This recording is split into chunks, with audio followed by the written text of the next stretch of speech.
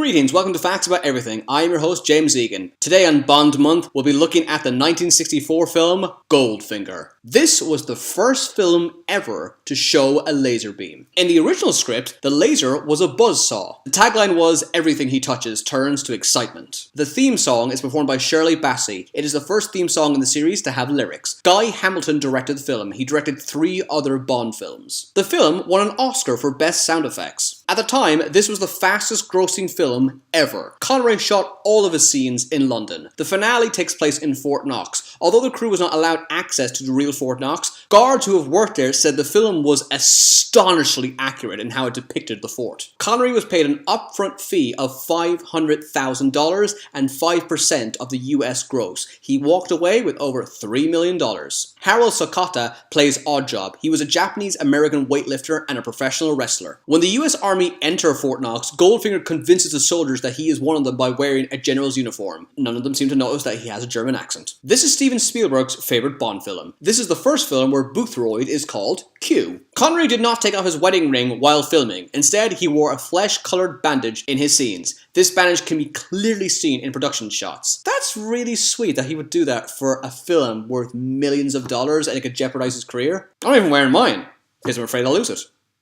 Which I have. Q stands for Quartermaster. This is the first Bond film to show Q's gadget workshop. Goldfinger's first name is Ulrich. It is derived from the Latin word aurum, which means gold. This was the first film where Bond drives the classic Aston Martin car. Although Bond is known for ordering a martini, shaken not stirred, this is the only Connery film where he does so. Contrary to popular belief, Oddjob does not wear a bowler hat. He wears a short top hat. This is Pierce Brosnan and George Lazenby's favorite Bond film. It is also the first film that Pierce Brosnan ever saw. Ian McKellen voices Goldfinger in a BBC radio adaptation of the original Fleming novel. Rosamund Pike voices Pussy Galore in the same radio adaptation as Ian McKellen. She went on to play Bond girl Miranda Frost in Die Another Day. Oh, Die Another Day. Whew, we'll get to that film. It is in this film where Q says his classic line, "I never joke about my work, 007.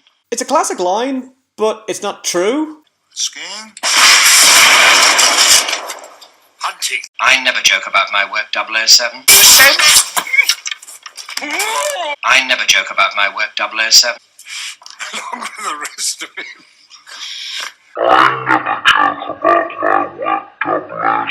Harold Sakata became so recognizable upon the film's release, he was sometimes billed as Harold Oddjob Sakata in film posters. Wait, if he was recognized, then why would they need to say that? They would have to not say it because they would know he was Oddjob.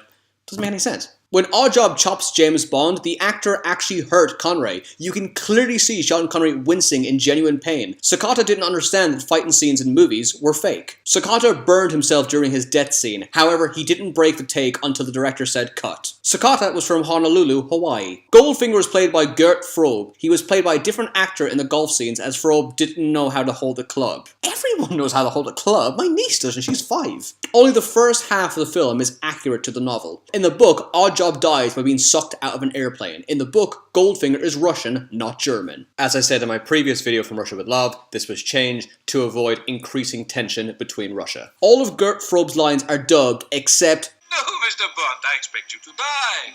And this one. "Except crime." Honor Blackman plays Pussy Galore. She wore a 22-carat gold piece around her finger at the premiere. This Goldfinger was worth £10,000. Goldfinger plans to radiate all the gold in Fort Knox, causing it to lose its value. In the novel, Goldfinger only intended to steal the gold. This was changed because it's just impossible. There's just so much gold. Shirley Eaton plays Jill Masterson. It took 2 hours to paint her body in gold for her death scene. Jill Masterson dies from skin suffocation after her body is covered in gold. This is completely impossible because she has a mouth. Why would that kill you?